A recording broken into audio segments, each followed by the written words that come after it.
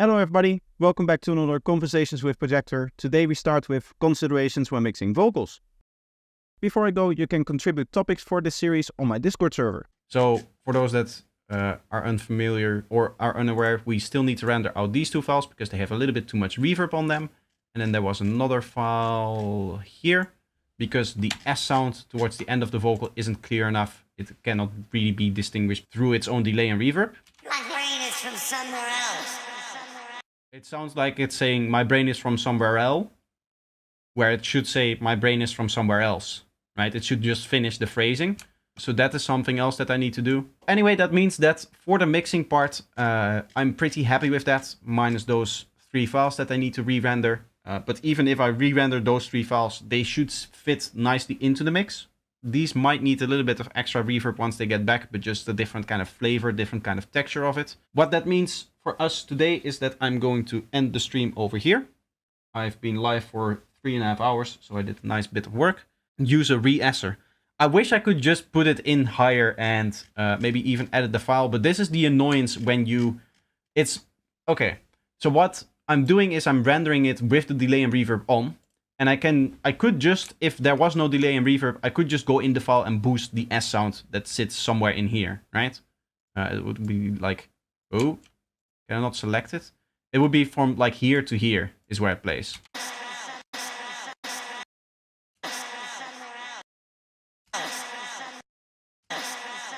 Here, this little S bit that plays right before the kick hits again. I might even need to warp it, thinking about it now, because I don't really want that S to be exactly on the kick, maybe. I'll figure that out. The benefit of the reverb and delay already being present in the production phase is that your production mix or your production is going to sound much more like an actual psytrance track, because you can imagine what a psytrance track would sound like if there was no delay and reverb on there whatsoever, right? So if I could just EQ it or do something like that, I would. But I need to go back into the production mix because I don't actually want to change anything about the delay and reverb that is also playing there. And is also in the same frequencies because it's delaying and reverbing everything. Or maybe just borrow an S from another word, sometimes works. I'm literally just going to go into the production and that S sound that is already present there, I'm just going to take that and I'm just going to boost its volume. And that's going to fix the problem for me. And then I re-render and it's done. So it's like a very short task. It just needs to happen. And I cannot really do that in here, as I said, because the delay and reverb are on top of it. And I don't actually want to boost that delay and reverb. In fact, listening to it now, I might also turn the delay and reverb down on this one a little bit more. So that the vocal comes out a little bit more in general. Yeah, it's better to fix these kind of things in the original file, in the original production.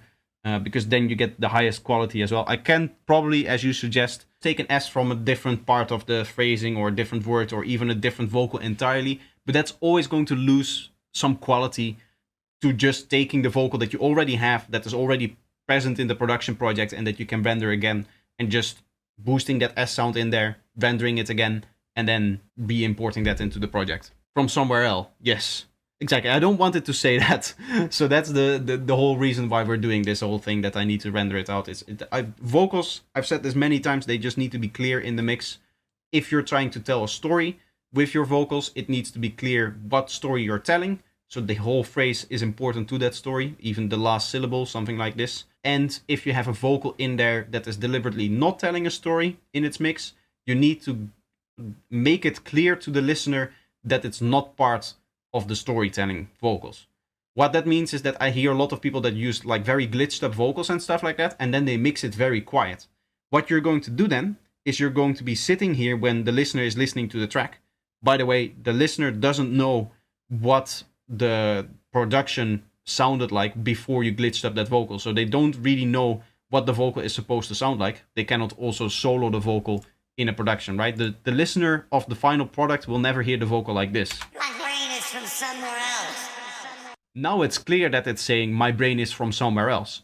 But try hearing it in the mix. Even what we're doing now, listening to the vocal soloed and then listening to it in the mix, is technically wrong, because the listener wouldn't be able to do that. My brain is from somewhere else. But you can hear it says, my brain is from somewhere else. And that sounds really off. It needs to say, my brain is from somewhere else, because that makes sense in terms of a phrase. And the listener would need to be able to hear that. And if the vocal isn't actually part of the storytelling, you want to be able to let the listener know, like, hey, this vocal, you don't have to actively listen to what it's saying because I'm just glitching it up. I'm just messing with it. It's pitching up and down quite a lot. So you don't have to worry about this vocal. If you put it very low in the mix, the listener is going to say like, hey, there's a vocal there. Can I hear what it's saying? Is it telling me something important? Is this something that I need to listen to? Why can I not hear what this vocal is saying? Why is this vocal so messed up? Right? Because that is what happens when you glitch a vocal. You can no longer tell what it's saying. Maybe you're chopping it up, maybe you're rearranging it, maybe you're, as I said, pitching it up and down, doing crazy stuff. All of that needs to be clear to the listener that the vocal is something that they can ignore. And in the mix, it needs to be present enough in the mix that the listener can say, oh, wait, this vocal is glitched up. This vocal is messed up. It's not telling me anything. I can disregard it as a part of the storytelling. Because psychologically, we're naturally drawn to other people that are speaking. Even if you have a conversation in a busy bar, you may have heard this, or you may experience this. If the bar is very loud and there's music playing and it's very busy, and your friend comes up screaming to you, you do have a capability of kind of isolating what your friend is saying to you. That's why when 120 decibels is playing in a club and your friend is screaming into your ear at 80 decibels, you can still hear what he is saying, right? Which is, if you think about it, it doesn't really make sense. If the music is a lot louder than the vocal, you would expect the vocal to be drawn out. But we have this natural tendency to focus on things that sound like speaking, essentially.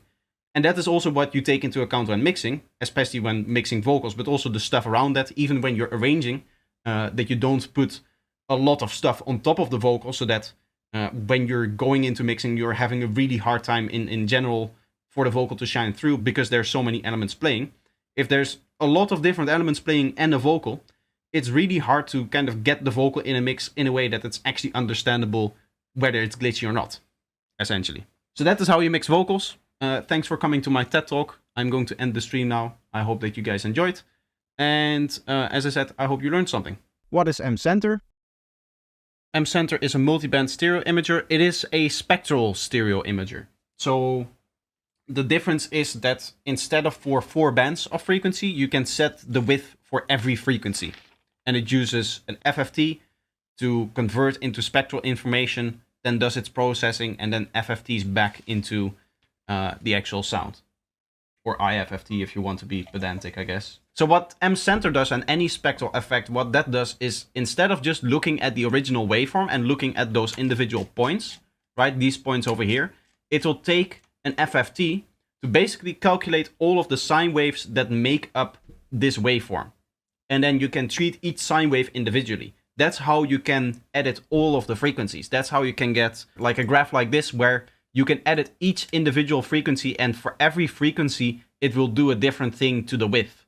Because it literally just takes out all of the individual frequencies one at a time, and it then has a list of frequencies that it can apply the processing to, as opposed to doing it to the actual audio signal. So anytime you're working in some kind of spectral way, that is what it's doing. And there are some negatives to that, by the way. That's not just like a free process. It smears out transients. It does weird stuff to vocals. It can do weird stuff when you're like pitch shifting with spectral tools. Like M Transformer is also a spectral tool, right? I like to use this for pitch shifts on things that I cannot pitch shift in MIDI. But you can see this is also a spectral thing because, again, you have control over each individual frequency. So this also does the spectral thing, as you can see over here, and you have to have like a buffer size, the window resolution. There's a stage of windowing before you actually get to convert, because theoretically any spectral process is based on the Fourier transform, which makes the assumption that all of your signals are infinitely long for the calculation. So any spectral that you're using in real life, in a practical sense, is just an approximation of that. Because obviously we don't have actual infinite signals in the real world. We just have the signal that is coming in to the plugin, and it will just take a buffer of a certain amount of points, and it will try to approximate the Fourier transform of that, and then approximate back when it's done with its process converting and doing whatever it needs to do. All of those processes introduces smearing of transient, introduces, as I said, it can sound weird when you're pitching stuff up or down. It can create a whole bunch of mess. There's always a kind of mess that it can create if you're doing that. And that is one of the reasons, I guess, which I didn't mention last time when we talked about it, why I don't really use plugins like Soothe, because that's also a spectral process, as far as I know, in the same way that spectral dynamics is. In this case, the spectral part is it creates all of the individual sine waves, and then you have control over how you want to compress those sine waves. With the other one, with M-Transformer, what we saw is that you're able to remap those sine waves. So you can take a sine wave that is playing at 500 Hz and say, okay, I want you to play at 700 Hz. And then with the MCenter, the one that is out now, the newer one, you're able to, for each sine wave, essentially determine the stereo wave of that. So I guess the phase difference between the left and the right channel. Reaper and its file reading magic. Well, where's Ableton? Ableton is not the DAW that I'm using for mixing. In fact, I use Reaper for mixing because it's much easier to use for mixing, especially because it just handles all of the WAV files that you see in here. So every line is a WAV file, which is maybe like 150 megabytes. So the whole project, in terms of the amount of WAV files that are in here, is like over 10 gigabytes. And Ableton just struggles opening that up because it's not designed for that. And Reaper is. Reaper has like very smart ways of reading WAV files. I don't even know what kind of magic it is using, because when you're actually playing, it's using less CPU than if you were to play it inside of Ableton. And it's not reading from the disk, as far as I can tell. It's just either it's loaded inside of RAM, but also the RAM usage of Reaper is very, very low.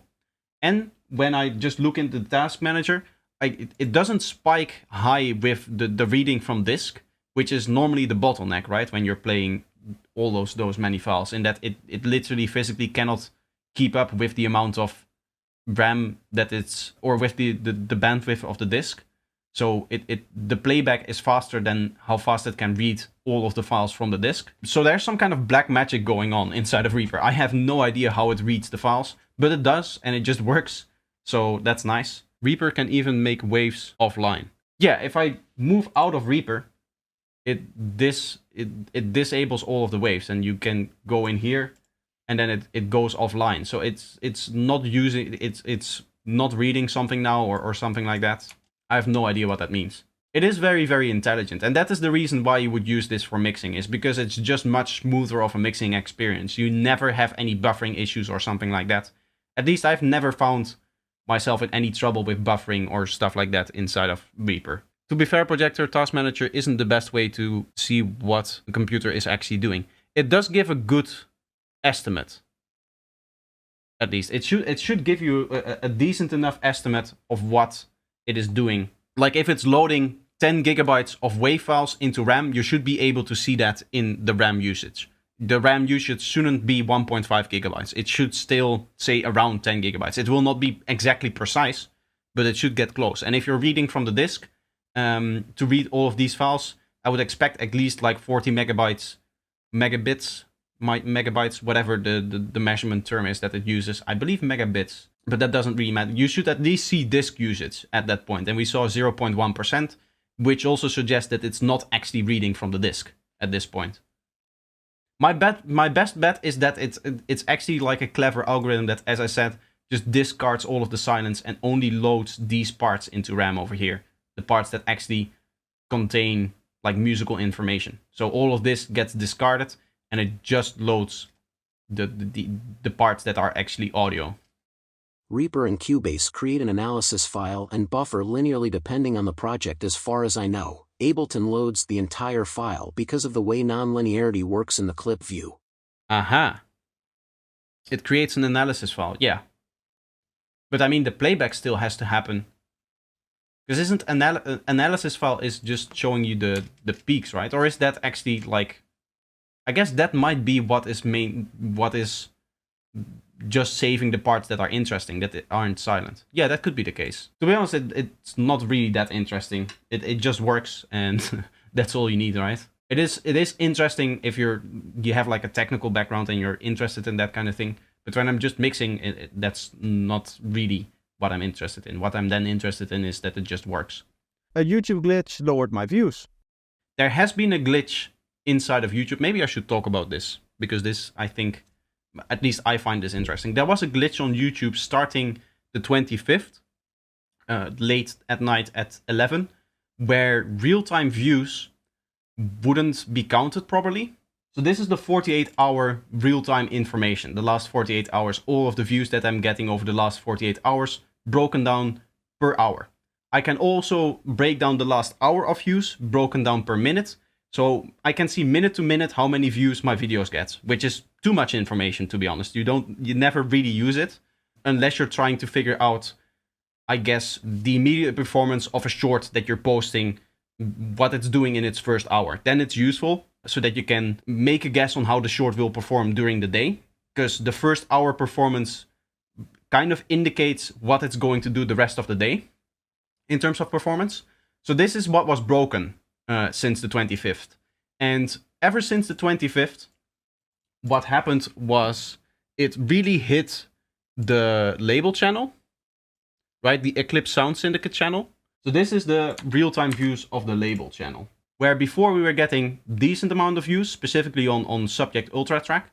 You can see this is 11 o'clock, the first one that went down, and then it hasn't recovered since. And even up until this point right now, it hasn't recovered to going back like this. Those kind of issues, when those happen, it shows that there's like something wrong with the YouTube server. And anytime there is something like that, I get a little bit worried. Anytime there's a connection issue with my stream, anytime there's stuff like this happening, I get worried that whenever I stream, that people don't get into the stream and that they get excited to join the stream and then cannot have the viewing experience that they want. I've mentioned this many times before, my connection issues, because it's a recurring theme. It should be hopefully all solved by September when I get a new apartment. Then I can just get fiber cable, and then at least from my side, internet issue wise, it should be all good. Then the only reason why we could have connection issues if there's stuff happening on the YouTube side or at individual people's side, but that's completely out of my control. The same is true with YouTube. And to be honest, it feels like even the connection issues that I have now are completely out of my control, because it happens sporadically, and sometimes it's just 10 seconds that I drop out. Today we had a dropout of a few minutes and I had to restart everything. So that's going to be it for today. I hope you enjoyed this episode. Of course, as always, there's more videos up on the screen right now, so just pick one and continue watching, and I hope to see you in the next one. Bye bye.